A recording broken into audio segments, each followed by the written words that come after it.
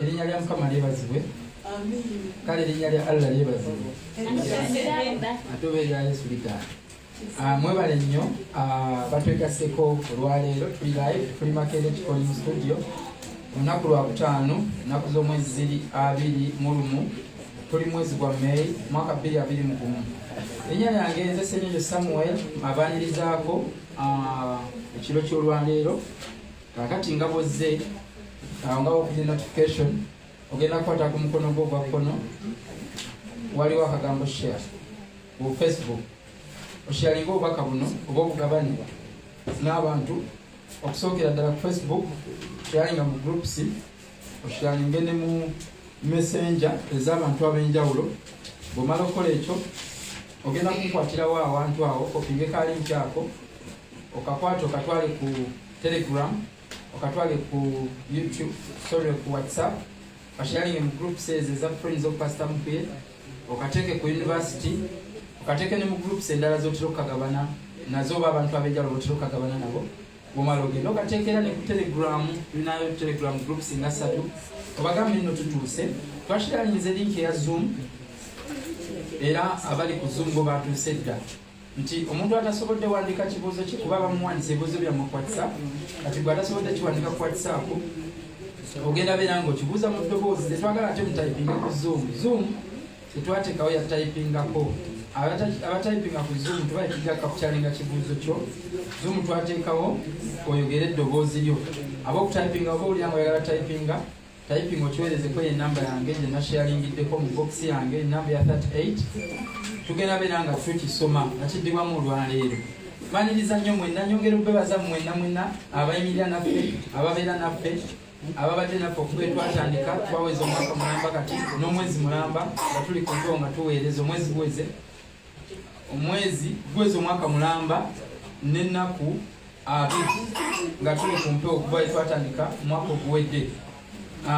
Twagala obebaza abatambudde naffe okutuuka we tutuuse tetuvudde okutuuka wano we tuli abayimiridde naffe mu kusaba abayimiridde naffe mu kufuba amagezi abayimiridde naffe mu byenfuna abatandise ku mulimu gw'okusonda ensonga y'ekifo nammwe tubeebaza nnyo okubeera nti mwatandise eddimu eddene twagala okukola mu mwaka gumu tukuŋŋaanye millions 15,000 tugule ekifo otumala okugula ekifo tuteekeko structure egenda obeerako ebintu ebyenjawulo. Mwebalemu abava n'agamba nange munteekeko ng'omuntu omu munteekeko ng'abantu 2 ng'abantu 10 mwebale nnyo tetwagala kaka muntu yennaku kino naye nga kikulu nnyo twagala okufuna ekifo. Olaba enjiri tugiweererezanga nga waliwo twenyigiriza mu ofiisi etwava eri ku kyaki ne tuva mu ofiisi eyo ne tugenda mu ofiisi y'essomero nga tukolera ku busimu ne tuva eyo ne tujja ano kati awali ofiisi kigenda yitirira nnyo abantu bangi bagenda kuyambibwa senga tunaabeera ne base ffenna we tuva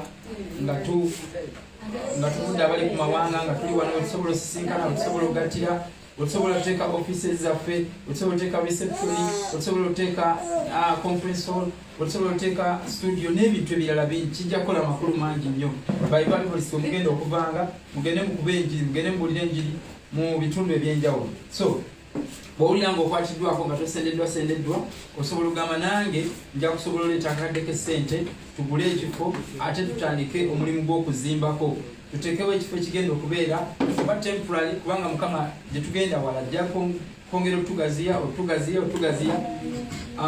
abaliwo olwaleero nga bamusumba mukuye balina bye bajja okukoma ate ffe tutandikira awo kwolesebwa okuwandiika n'abalala ne bakutwala mu maaso naffe tujja kwongerako ebigambo ebirala binene naye nga tunaba kutuuka eyo katusooke tukole kinene. Bw'obanga olira okwatibwako bw'obanga olira nga kyetaagisa ng'oyambiddwa ng'oyagala n'abalala bayambibwe osobola okugamba nti nonze munteekeko n'ofunayo n'omuntu omulala n'oyogera naye obanga osobodde ne tumuteekako tunagenda otuuka omwaka ogujja tetuli banafu nnyo abantu 15,000 bajja kuba baweze nga n'okusasula tusasudde tetuli banafu nnyo tetuli bamaanyi gye tuba tulabayo ate ne gye tugenda tulabayo. Amunzikirize nyanirize abali mu studio bababuuzeeko nga sinaba kuwa bendi nabo waliwo abagenyi betulina omugenyi weetegeke ojja otubuuzeeko omulundi gw'okusoose okubeera wano oba omulundi gw'okubiri okubeera naye nga totubuuzangako ngenda kusaba Asha Kabugo tulebera omuntu oyo ajja atubuuzeeko abantu abo ajja atubuuzeeko wano eno tutandike. tubuzeeko nnyabo tukwaniriza jangu tubuzeeko tekiri mu sitaani otugambeko ku linnya lyo ne gy'ova oba oli singo oba toli mukulu kirabo kwali ku live okwo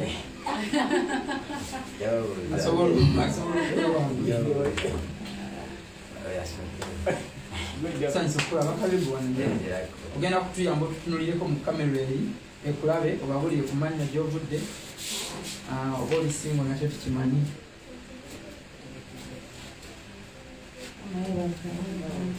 Amina. Bakutana lwa masafena. Mbaga.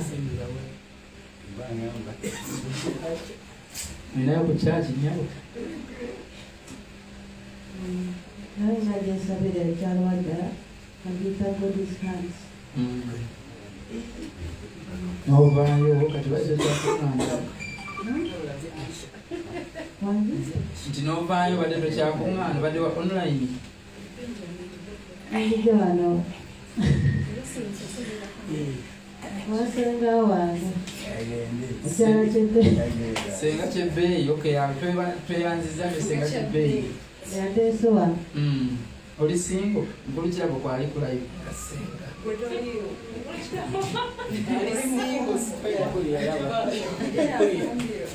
Amatukulireko buli singo. Mukulu kirabo kwali ku live.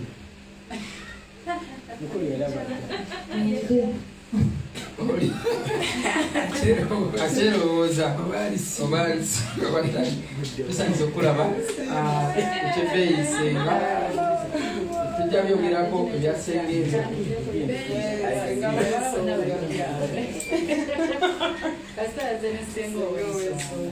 Asengeko ensonga yaita lisengawe kibba leero bwakya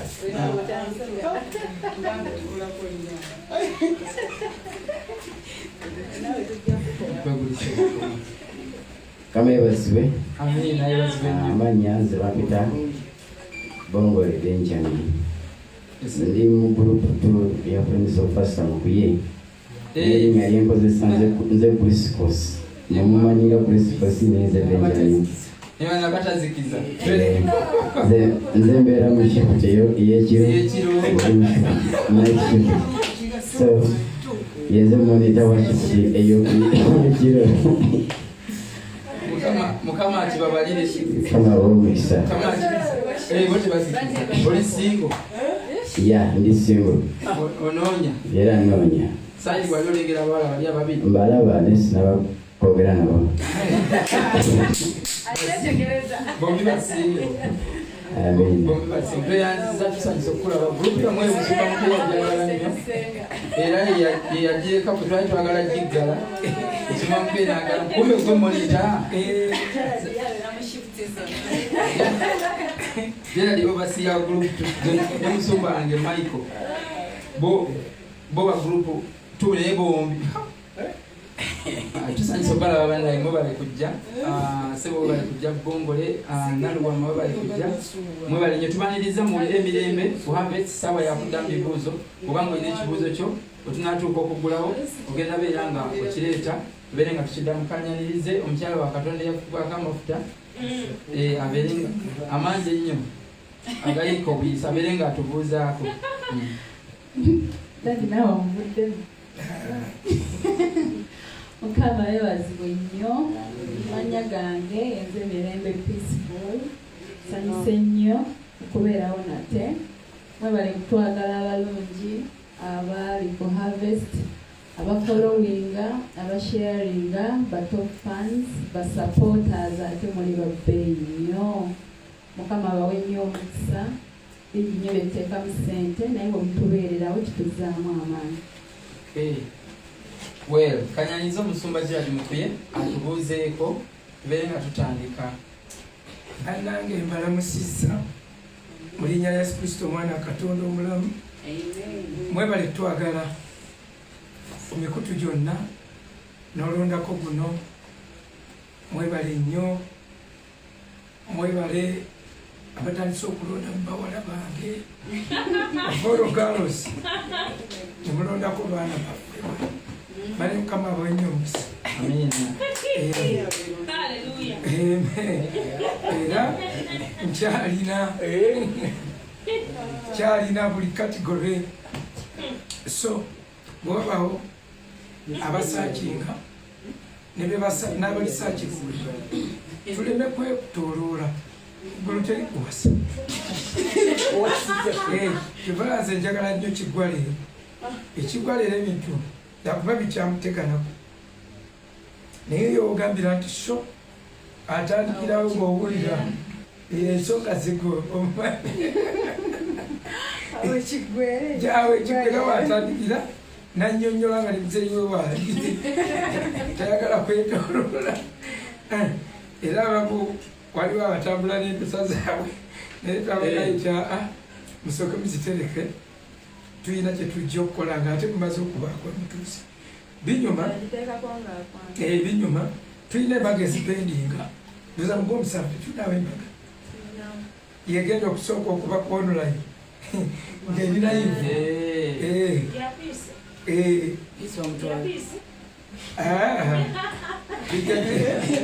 aliwo embaga eyengedde ya online eya harvest siye nebeguddewo embaga zaffe okuva twatandika omukutu naye okuva ate we twatandika Bible school na biki ndoza embaga zize ziba nyingi era nagenze tukanga ey'embaga 5 ezipending mu physical class waliwo embaga ezipending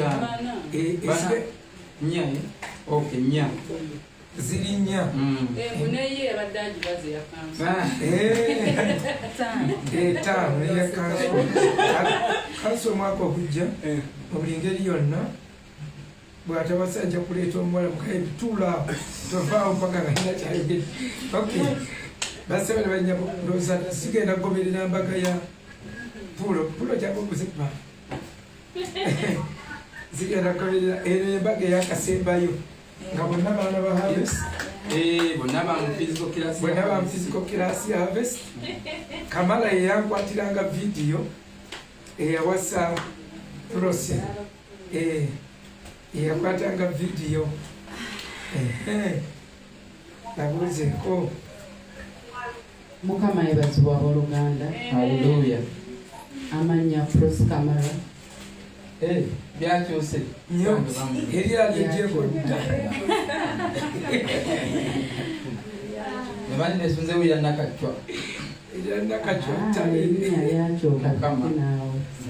Twebaza Mukama olwa muzeeyi kubanga mazima atukoze bulungi.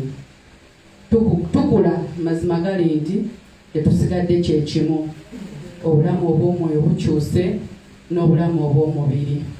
Ate twebaza mwenna abayimirira naffe mu bintu byonna nga bwe bitambula. Twebaza abayimirira naffe mu mikolo banneene be tutamanyi. Mukama akibabalire, Mukama abawe omukisa, Mukama abaggulire enjigi kubanga okuba kusiga nsigo ate ensigo yagwa ku ttaka eggimu. Nzikiriza nti tegenda kufiira awo. Mukama abawe omukisa. Amen. Thank you very much. Kyala yajja bakasa nnyo, ayina nnyo mukazi wa mwoyo, mukazi wa kubikulirwa, ajja gasa nnyo naddala abaana ab'obuwala. She was a model in the Bible school. Her modesty, so great, so good. Y'omu ku bantu abadde ab'ekitiibwa ennyo mu Bible school. Mukulu mutabani wange Kamala, who was so close, eyankwatiranga bwemba muyirayo bu vidiyo bwe mwalabanga butagala bwe buti yabanga mwali Kamala nga twategayo obudda kati nga yakwata vidiyo tetunafuna sitaani kati bwe yakwatanga neyogera nnyo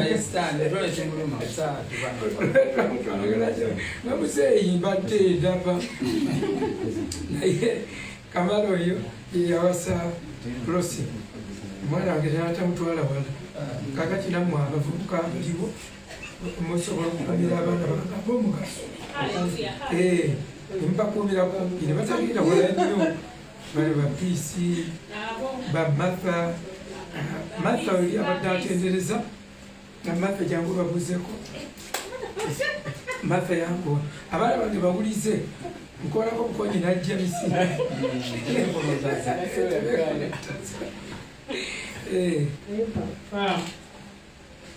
Mukama feva zamuluka zamulira akawone gonti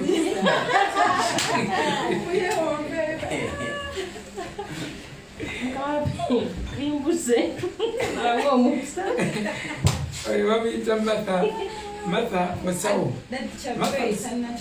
Martha musawo waddala ebyaddala kica Chebeyi senga w'omwana senga bagenda muwasa ne omwana we olunaku lwe banatwala omwana batwala ne senga banebuulirira ku mukolo Mukama waffe yeebazibwe Shebel Agi viridde Lwaga mwebale kwagala best mwebale nakusapootinga kusumba mukuye tumwagala nyo bannaye simanyi nakumanya nze nabagamba naye ye nze njagala nnyo abesti era nkwagala nnyo ye Mukama abampeera omukisa bannaye. Yeah, Chabey is single and searchable and for sale. Ana wakisikutwala kutwazi noloweza bafise bufisa takubala akavaba mumawanga abana basama basekwaze kulya kashi bamale baddeyo bajja kumala baddeyo abana tumala kubagata so mikwano gyaffe twagala kubebaza olwokubanga mutugoberera mwebale kutwagala mwebale kunjagala ffe leero abatayagalwako kuva mu buto nga ne Lubaale yatuzira bwe tulaba omuntu yenna atwagadde tweyiwawo oluseero tuyiwawo omubiri fene gwayo mwebale nnyo mwebalire ddala okunjagala ono ye Piisi musawo Piisi ono Piisi babadde ku bizinga n'oyo Martha abaana abo bamaze wiiki 2 nga bali ku bizinga ebizinga n'ebimu tebinnafuna mannya kubanga obudde buli omu linnya lya kizinga ekizinga ki tubadde ku bizinga twasooka sayidi za Kimmi ne tudda ku Kkoome waliwo ebizinga ebiri ku Kkoome ebizinga bingi ebiri okwo ne tudda ku Buvuma bizinga 14 nnaku 14 bakubye kazinga okazinga ekyamazeemu amaanyi sigala kwogera kiri ekyamazeemu amaanyi bwekuba nti enjiri eringa etalinyaga ennyonta balina ennyonta abantu b'ebizinga anti kati abasumba abeena abanene mutya okugenda obuulira enjiri mutya amazzi wagendayo batono nze sijabasi ngatyatyamu naye kyetyo kimanyi naye tugenda kikolako then isooke tugende twagala kwebaza Moses omulimu gwe yakoze ku bizinga bannange ogw'omutima Moses yakoze sente ze n'abako n'abatini be yakwataganye nabo najja n'akunga waliwo ne Uganda ne balumba ebizinga Moses Mukama akujjukire oba oyinayo emisango mu maaso ga Mukama agisazeemu fayiro yagigobe nkusabidde essaala eyo Mukama asazeemu fayiro y'emisango obeere exonerated otambuleko you are acquitted Mukama akuwa omukisa so mwebale nnyo abagenze mwenna Martha webale kukola busawo ne bukyanjaba abantu ebintu ebyo tebisoboka bantu bangi bavuddeyo bakozese omuli ekkayi yavuddeyo ng'agezi era omwana we mwewuunyiza yayiga okwewa emirembe kubanga emirembe ye yakoze yakoze era bwejatunulayolanenga banna naye Martha yakomyewo ng'ali multiply ate ozala kumanya nti gyava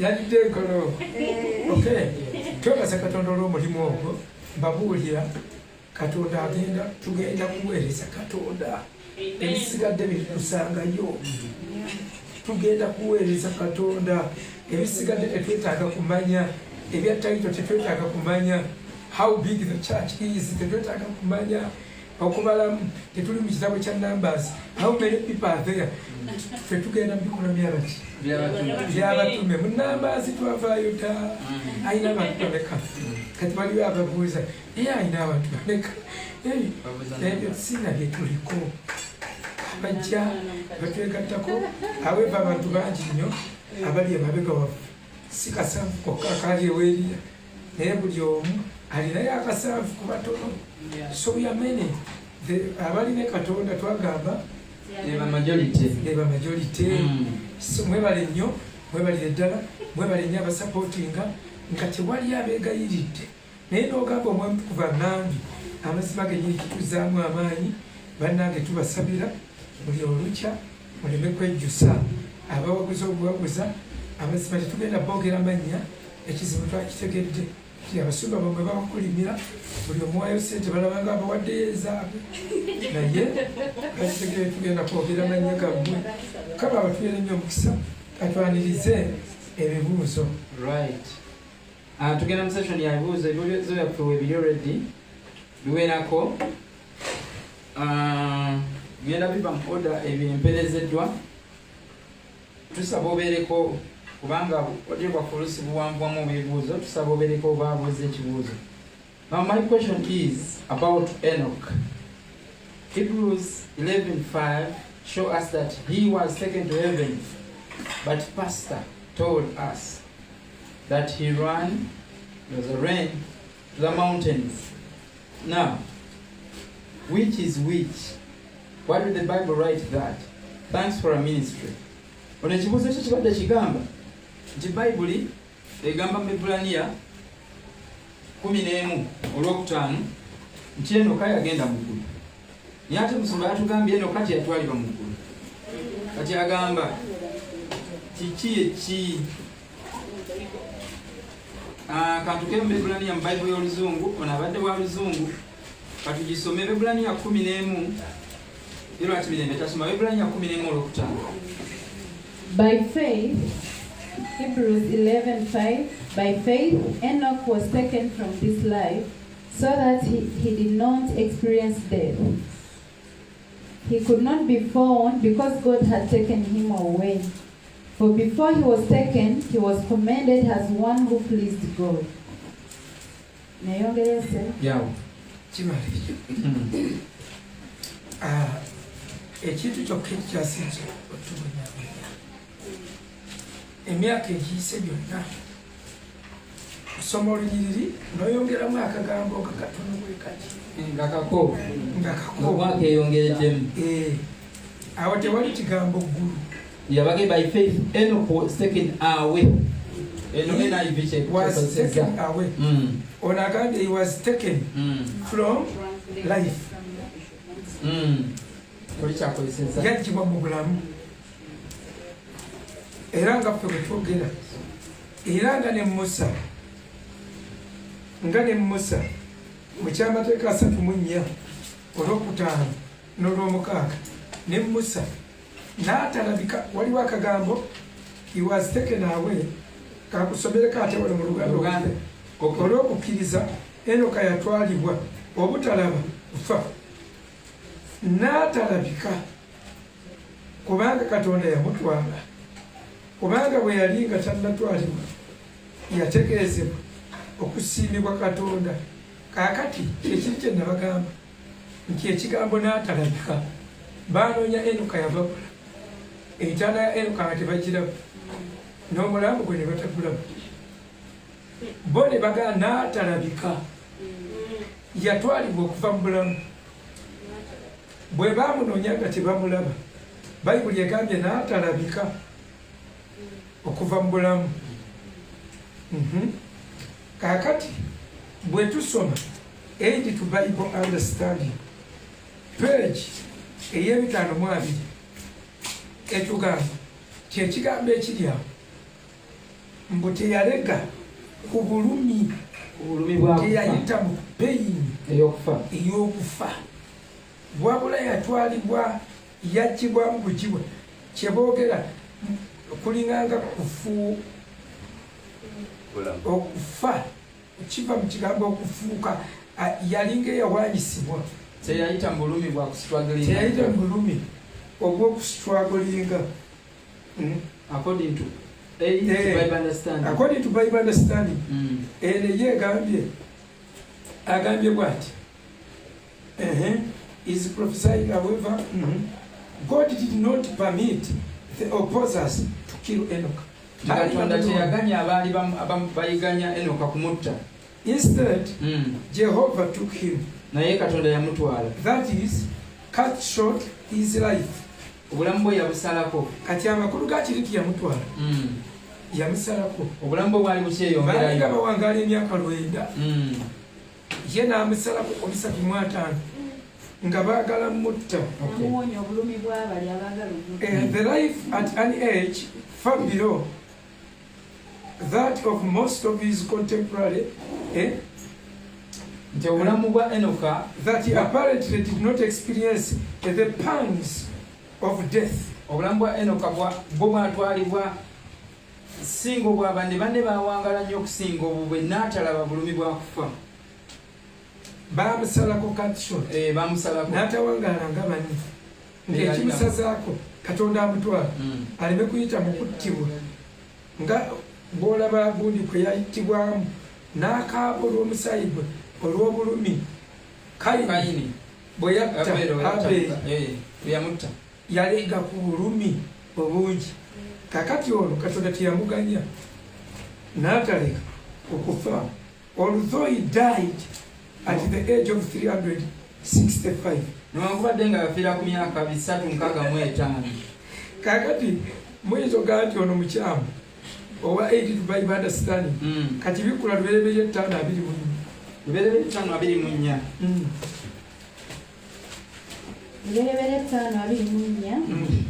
Enoka n'atambulira wamu ne Katonda, so n'atabeerawo kubanga Katonda yamutwala.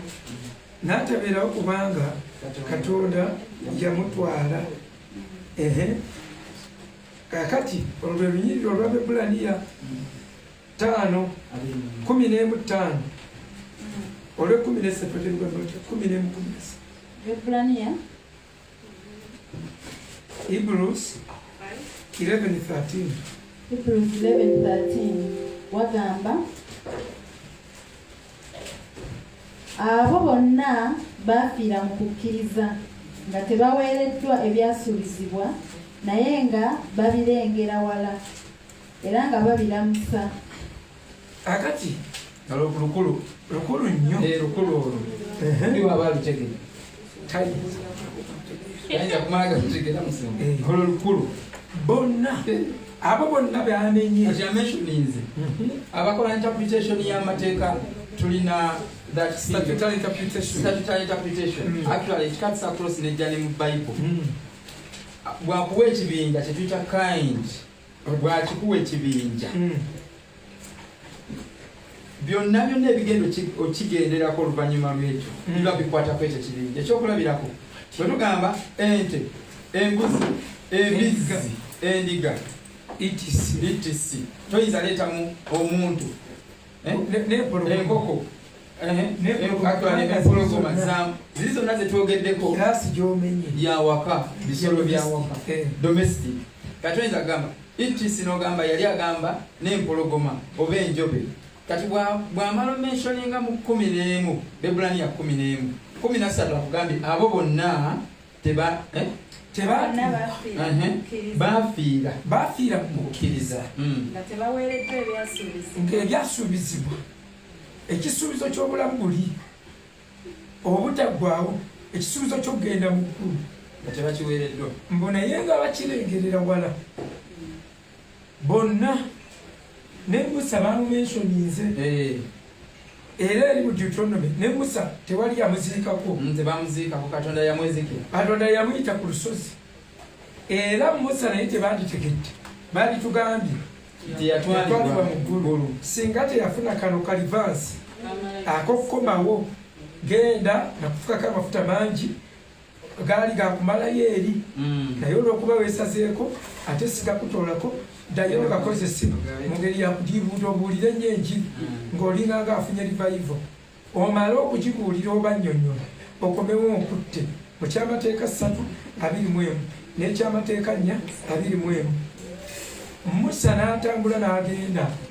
n'ababuulira n'agamba Mukama yansuubuwalira ku lwammwe n'ataŋŋanya nze kugenda mu nsi nsuubizi era ŋŋambye yalayidde n'agamba siddamu nokyogerako yansunguwalira ku lwammwe naye mwe mwesiimye mugenda bwe mutuuka mu nsi eyo mwekuuma amateeka ge kati Musa ng'ayogera ebigambo ebiruma bwe yabuulira n'addayo bamutte talina bwe yagenda naye era bwe yatuuka ku lusozi Pisuga enfa ye teri ayinza giripooteeka tewali yagenda naye lwakuba bano baafunamu kano kali ke bamusindika n'akababuulira nti bagenda mutta ate Enoka teyakafuna kati ne batamanya nti bamusse kakati ekigambo ekyo kutwalibwa kakati ani atujjamu suspicion okubeera suspicious n'okubuusabuusa kwonna ye Yokaana 3:13 Yokaana 3:13 musomi waffe yatuuseewo dda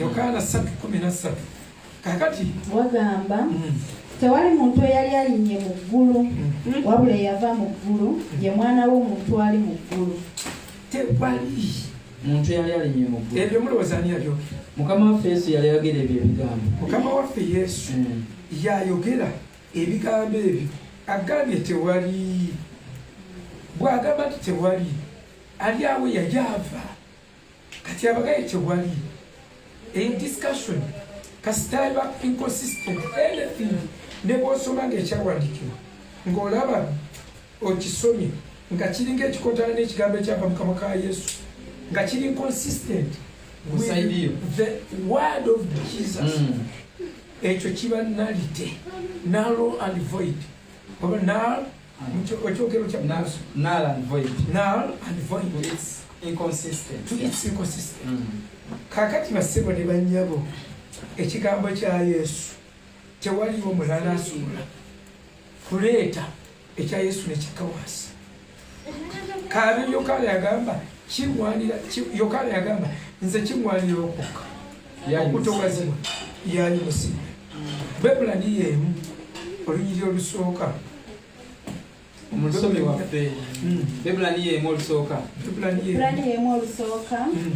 Katonda edda bwe yayogeranga mu bitundu ebingi ne mu ngeri ennyingi eri bajjajjaffe mu bannabbi mu nnaku zino ez'oluvannyuma yayogerera naffe mu mwana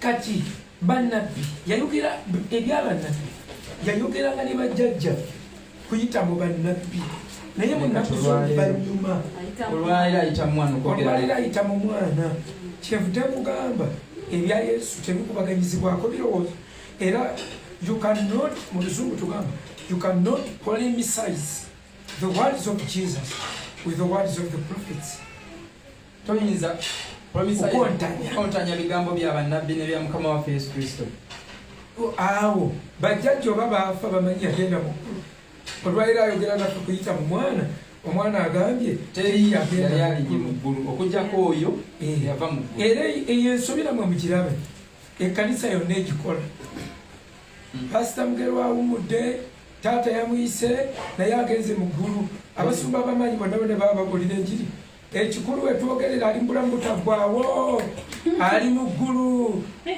bonna bonna ate bamativu era nino bwenjogera bwetu bawuliranga nze abalumba naye bonna bamaanyi ba apostles era bonna bagoberera endowooza y'abannabbi olunyiri luno tebalulabanga kubanga lusi lwa kyamagero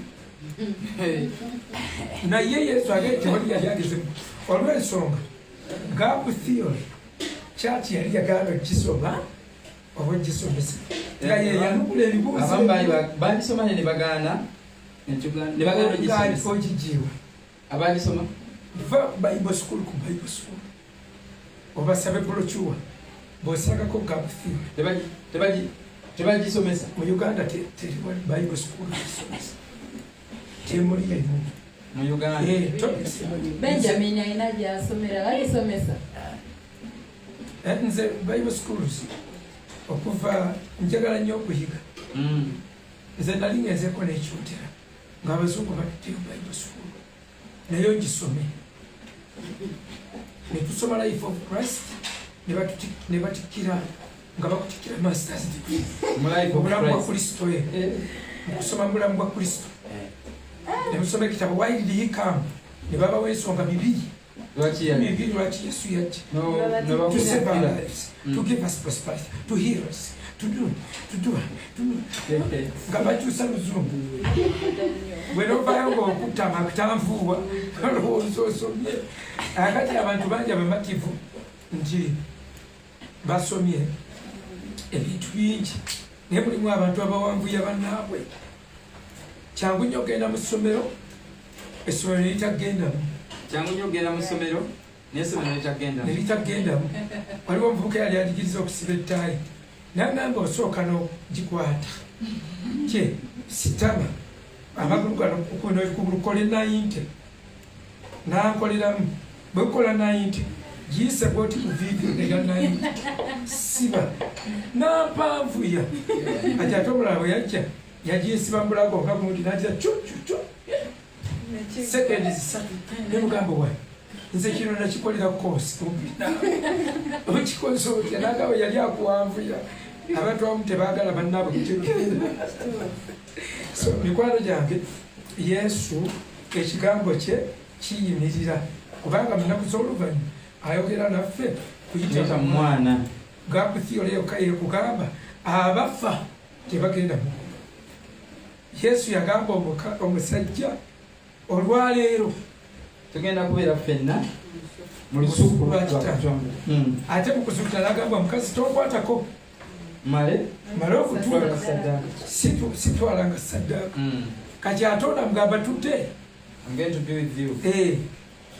era waliwo ekigambo ekyentiisa kyesisobola kwogera naye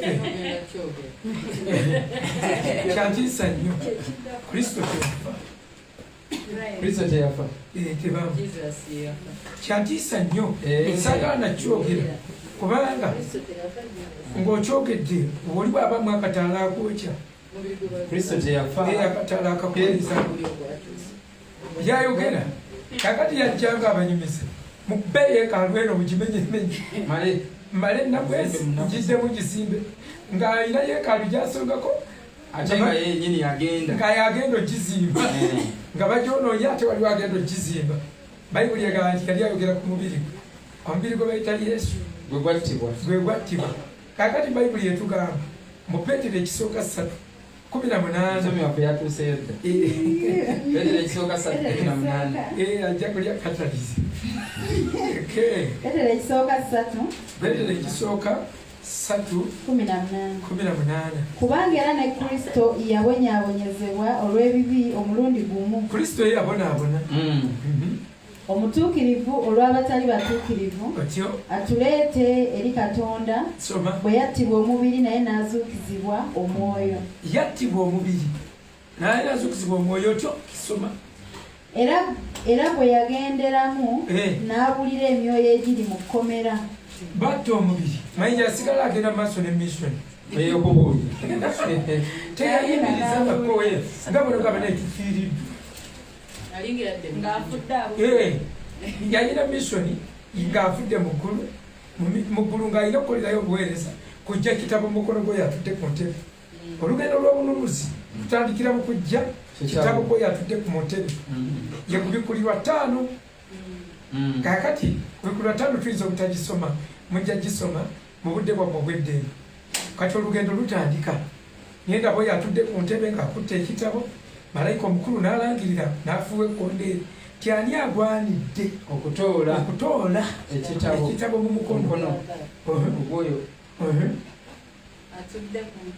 onyumire wakwata Bayibuli oyo yali ayogera Katonda kati naye ali agwanidde okujja ekitabo mu mukono gw'oyo atudde ku ntebe. Mbone wabula storydago nti tewalabika yadde muggulu ku nsi ne wansi w'ensi.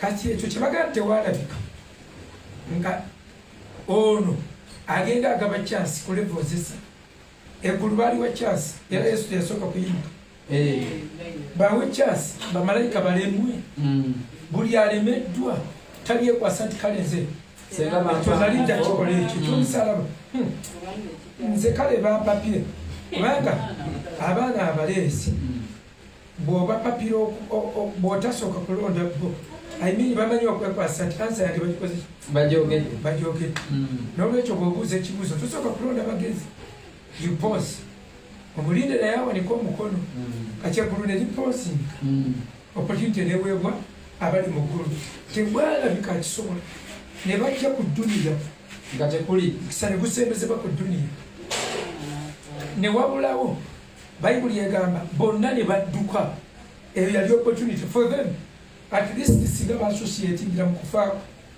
bandibadde bakisobodde naye bonna ne watalabika n'omu kituukirya nabbi Isaaya kyeyayogera mu 63 nti ani oyo ajja atambuza ebigere ng'ava ku Bozira ng'ava mu Bozuula lusozi lwa Katonda ng'ajja atambuza amaanyi amangi nabagamba ye conversation yokka eri mu Bible nga ya bunnabbi prophetic conversation Isaaya yamulengera from a distance n'agamba ani oyo ajja atambuza amaanyi oyo ava mu Edomu ng'alina ebyambalo ebinyike mu ddagala ng'ava e Bozula. Waliwo omuntu gwe yalengera Isaaya n'agamba obaani oyo nga tamutegeera bulungi ava mu Edomu alina ebyambalo ebinyike mu ddagala ng'ava mu Bozira otyo ono alina engoye ez'ekitiibwa ng'atambuza amaanyi yamulengera ng'alina engoye ez'ekitiibwa ng'atambuza amaanyi g'amangi otyo nze ayogera atyawo ng'osirikamu conversation awo kyusa n'eddoboozi Isaaya abuuza yali akyebuuza ani oyo ayambadde ava mu Bozuula ng'atambuza amaanyi mangi ayambadde engoye ez'ekitiibwa ate engoye zinnyike mu ddagala omulala nadda yenze alina amaanyi kakyawusoma nze ayogera obutuukirivu ow'amaanyi okulokola yajja akyetuumye ng'ayogerera eri nze nnyina amaanyi okulokola ensi yonna ekitegeere yeka alina amaanyi agalokola si bino ebyabasiigo bye mugamba musajja wange kale nga musiraamu naye ne mulokola ng'ajja mukola ki kati nga mukyuse akati nga kale mufumbirwe bwenna amala omufumbirwa mbe nga mulokola bayambulidde enjiri abantu bangi ne baba nga bakyuka ekisa ekyo Mukama kale akimpaddeko era kale mmanyi omusiraamu ono kale yasaazise ku muzikiti waabwe naye yangambye mbu ye takiinaako buki Katonda y'omu naye era nangamba nyiza n'omulokola agati maama olaba nawe ovulumba n'obulokole mwakakulumbira emyaka 10 olaba nemusumba osi mulokole mulyawo mweyiya church business akati kwolokola omuntu agati bamagenda maaso kasumba bajja kufuba abenjalo obeeredde ki omumyufu mu byambalo byo kati Isaaya yabuuza naga ekyusa eddoboozi nkyusizza oba kuba mu Buganda eri eddanga yabasamize wandifudde enjala kati Isaaya yabuuza obeeredde ki omumyufu ate bw'olina amaanyi ate wenna engoye zijjudde amabala amamyufu obeeredde ki omumyufu mu byambalo byo engoye zo ne zifaanana oyo asambira mu ssogolero kakati amubuuza ng'alaba omuntu afaananye ava okusamba essogolero essogolero mu Isirayiri tebasambanga lya mabidde basambanga obuntu bulinga nkenene nga buliko amagu zino egundi omuzeituni ezeituni baliyita bati bino byetulya bebajjeeyo ezabbibu ezabbibu kakati basobolanga ezabbibu giringa enkenene kala kala yazo male manyo kubwa kala biringa limyufu kati onamugambanga ate oli mumyufu ng'olinganga asamba essogolero kati bwe wanyoolanga essogolero liri ffe twagenda mu Gethameni mu Isirayiri fisikale si kirooto esikolesebwa kakati ekintu kiri kye basindika nga bwe ziba kubanga zaatika kyangu okumansira wena nobeera nga n'ofuna rwedi kati kyabuuza ate obeeredde kyomumyufu ng'olinganga akola mu ssogolero Yesu addamu nsambye essogolero omunzekka eno conversation nsambye essogolero omunzekka so ku mawanga tekwali n'omu eyali awamu nange ku mawanga kati wano testi yensi tugimaze ku mawanga tekwali n'omu eyali awamu nange kakati bwaga nti nsambye essogolero bwomu kyekimutwala mu Gethameni kyekimutwala mu Gethameni nze sibasomesa Christology kubanga omusomesa temuyinza kumala mbagenda musomeseza emyezi mukaaga mbamukyakufuna master mu Christology kakati njagala mbe musoma kole ebibuuzo mukimale tugende mumaaso bwetutyo naye nga Christology awanvuwa ono agansambye essogolero ndisambye bwomu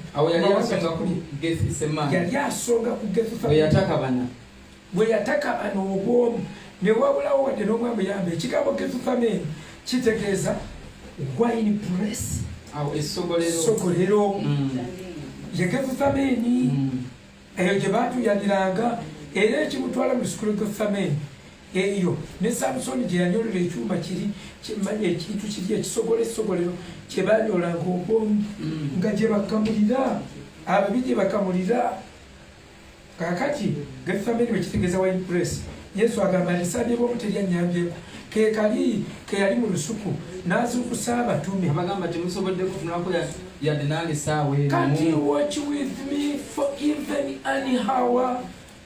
Temusobodde kutunulayo wadde essaawa emu bweti nange beebakira mu kiseera we yasinga okubeetaagira ennyo buli wendowoozaako mpulira n'amaziga mu mutima tiwaliwo watwetaagira ennyo ate wetwebakira waliwo Yesu wakulabanga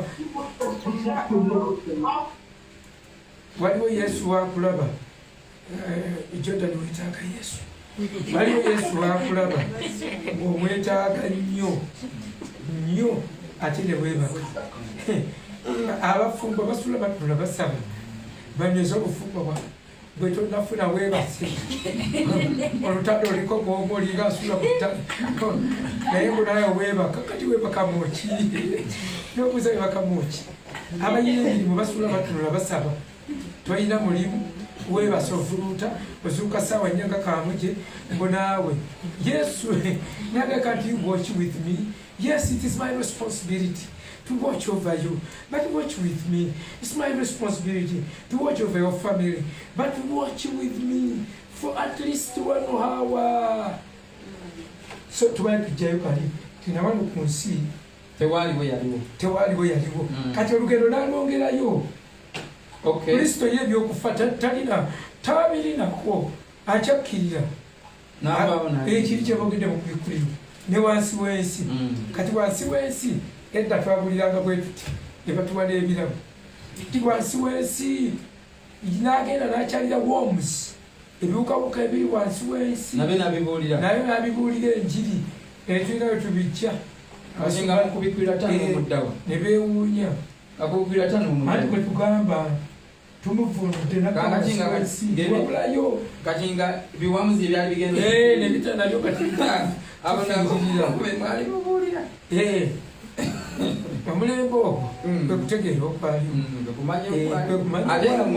nga mwe bamaanyi gaffe bamaanyi tokuliita wasudde gambye nabulira edda emityana mu 96 mu kanisa yalina bulanti ya Miracle Center nembuulira nengamba abagenda mu ggulu bali emitwalo 14 pasita n'aluguka waggulu ku ntebe n'agwa wansi kyaki nekaaba pasita amanyi ne gamugwamu n'agamba mukama nga yasala omuwendo mutono nnyo n'agamba mbazeemu ng'amazima gennyini abasumba ffekka tusukka mu mitwalo 14 mbabuulire kugenda mu ggulu ku kalubi amaanyi ne gamugwamu era pasita yalwadde akinaagwa n'agwa lwanjiri naye naddamu ne musisinkana ne munoonyaako olw'enjiri enfu gyebabuulira gye bakubuulira nemukubira esimu netwogera munange era nze nali bestimaani we era ne munange nenkola ki nemusasula nesuuti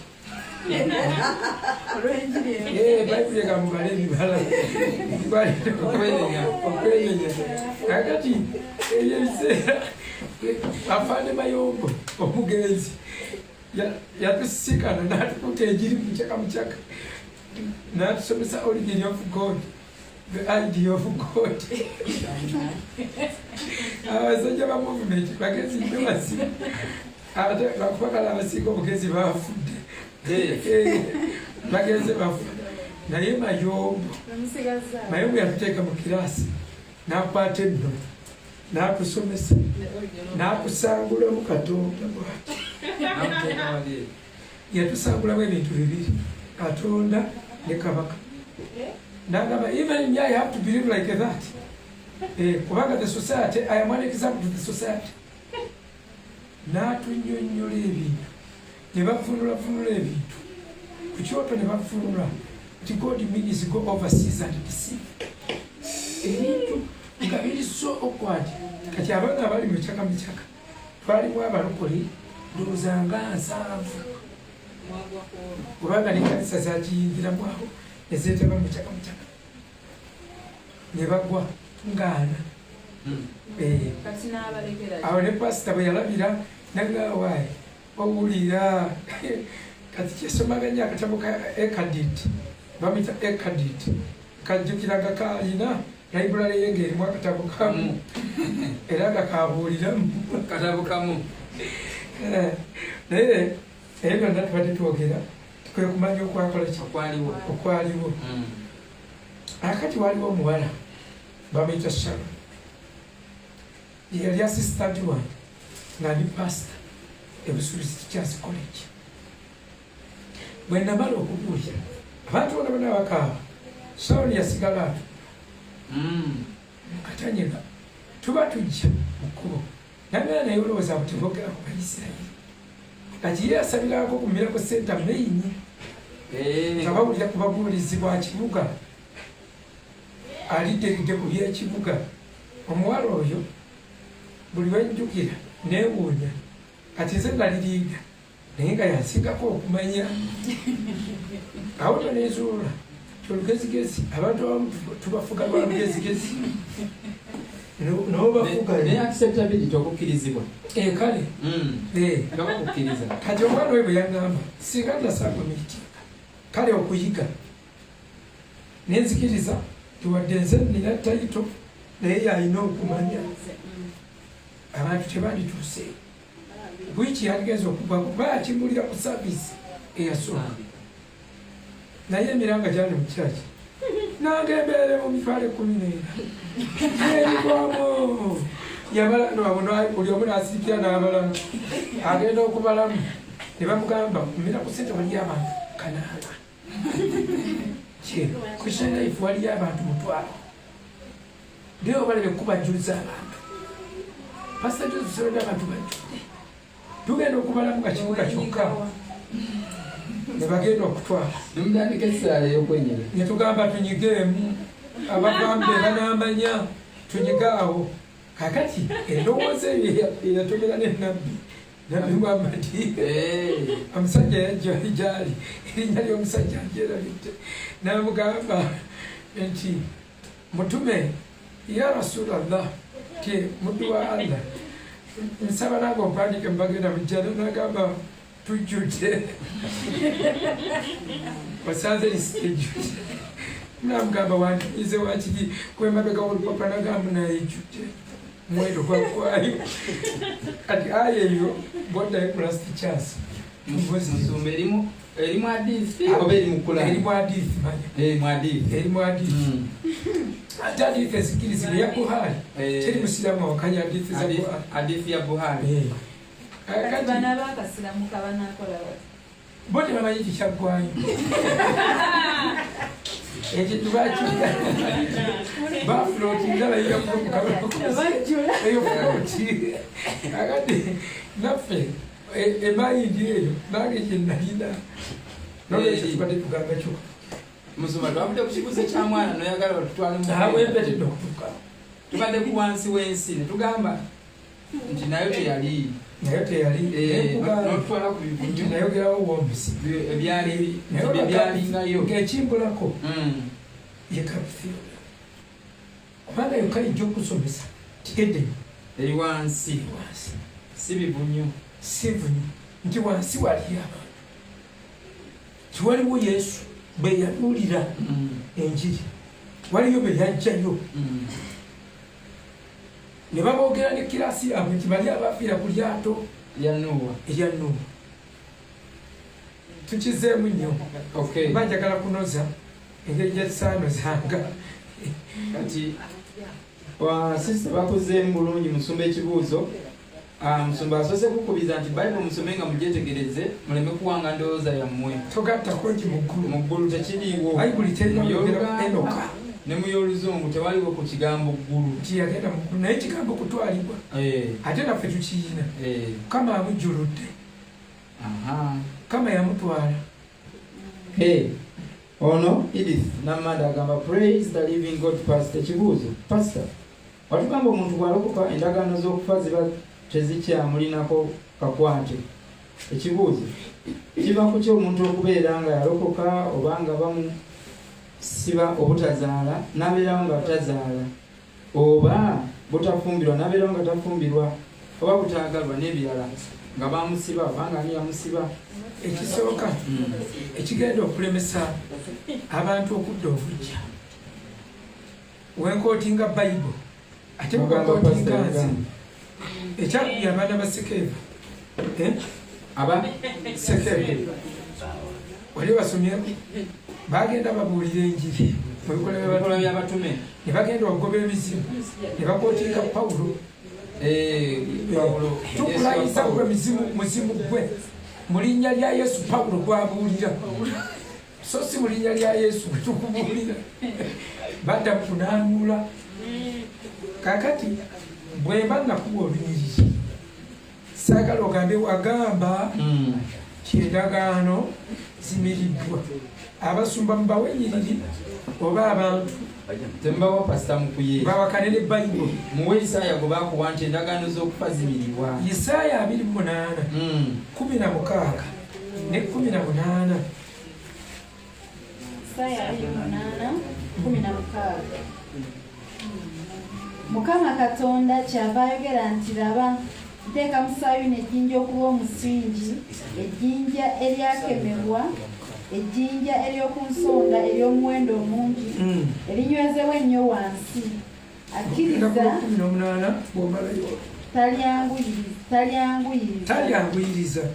talyanguyiriza olw'18 n'endagaano gye mwalagaana n'okufa erijjulukuka so n'okutabagana kwammwe kwe mwatabagana n'amagombe tekulinywera.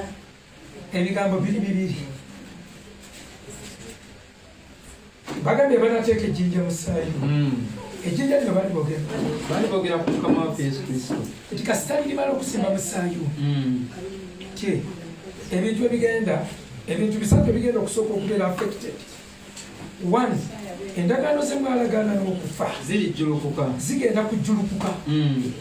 Two, so n'okutabagana n'amagombe tekulinywera. N'okutabagana kwe mwatabagana n'amagombe tekulinywera. Then ekyokusatu ekibonyobonyo ekiryanjala awo ne bwewerekera. Okay. Bagambye endagaano zetwalagaana n'okufa zigenda kujjulukuka. Kati gwolina katukomesa buli bubyawo Waloke mbose. Agamba n'endagaano gye mwalagaana n'okufa erijjurukuka. Ekyo kimu. So n'okutabagwana kwa muntu mwatabagana n'amagombe tekulinywera. Kimala. Ejjinja bwe lirisimba obusawo. Endagaano ze mwalagaana n'okufa zigenda ku kujjulukuka. Ekyo kimu. N'okutabagana bwe mwatabagana n'amagombe the relationship tekulinywera. you got involved n'amagombe tekugenda kunywera. Badde basabutaana okukutabagana. Mwatabagana n'amagombe. Kakati waliwo ebintu ebichallenginga biri bibiri. The difference between a covenant with the death and the relationship between you and death. Okay. Musumba agamba waliwo okutabula wakati wa bino wammanga. Enjawulo wakati w'endagaano ze twalagaana n'okufa, then n'enjawulo wakati waffe n'okufa. Kyekyo n'entabagana yaffe n'okufa. Endagaano ate n'okutabagana. Endagaano ze mwalagaana n'okufa bagamba zigenda kujjulukuka. Zigenda kujjulukuka. Ekyo ekigambo okujjulukuka kigambo bw'onoonya originality oba original meaning yakyo etegeeza mitigation. Mitigation. Kitegeeza ameliorate oba ameliorate kusaanawo kusaanuke. Kwegamba kunafuwa nga bw'owulira covid oyanafuyiza siriimu. Tewabaddeeyo kalango konna kagamba yambala kondomu okuva covid lwe yajja. Abulango bonna bulabe bufuuka yambala masiki. Kakati abambazi ba kondomu commitment ne bagissa ku mumwa. Kakati digestion begins from the mouth and ends down. Twatandikira down okweprotecting tukomedde ku mouth. Kati revival egenda kudda bwetandikire ku mouth tuddemu twatula obulokozi mpaka wetunaddayo tutereze ebyasoba. Kale tutandika siriimu twamutereza tuva wansi. Ebigambo byo bikakali nno bisaana okunyweza omutwe. Okusoma biology gwote bubitya mugamba ago tugasomako. Akati basebo ne bannyabo ekigambo kyembadde nnyonnyola kyekyo nti kulijjulukuka. Tebagaye nti mugenda kulwana nafo tugenda kujjulukuka. Naye twayingirirwa ekitengo, twayingiramu akatengo.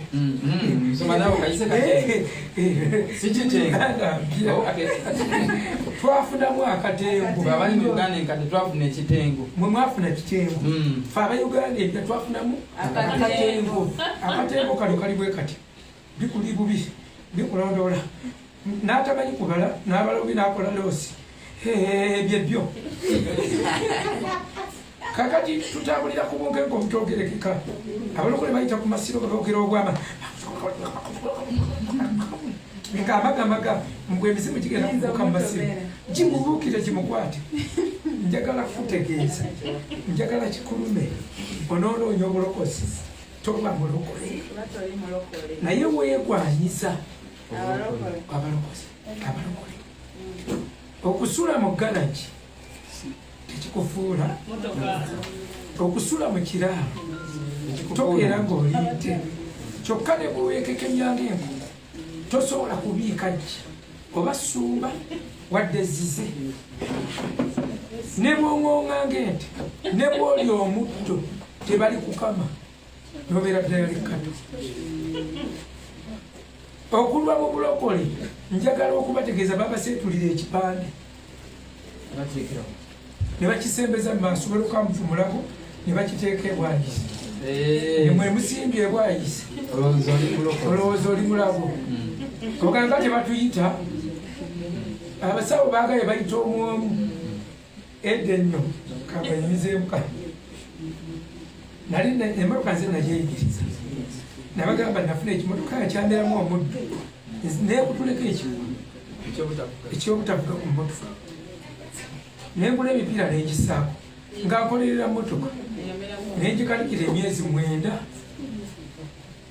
ne wabawo Haji mu garagi yayita abaana be n'abagamba ntidde omwana mulenzi ono mulokole singa muba n'omutima gwe guti gwe gugagawala naye mbadde singa we gubanyonnyola Allah subhanahu wa ta'ala nandeetera omwana kabeere ekyokulabirako nagamba mwana gwe emmotoka bagiteekamu yirinnya empya bakuteereko n'emipiira buli kintu bakikolera ekibulayo nga mpezezza emyezi 9 entunwana nayo nga situulangako wali steeringi bukyaganzaali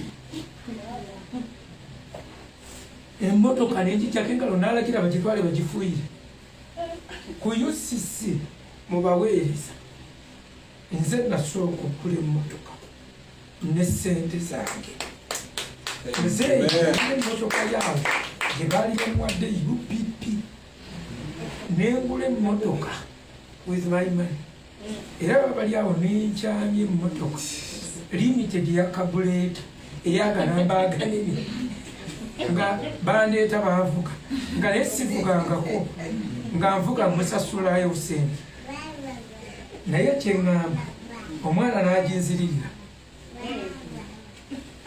mbu namubogolera twali Kasubi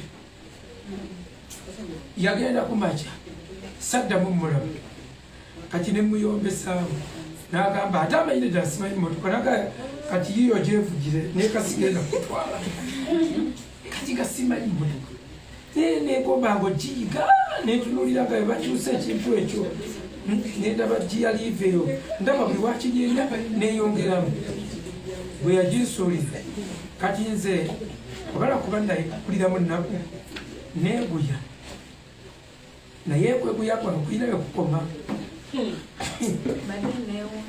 ate baga tekwekana ate kukua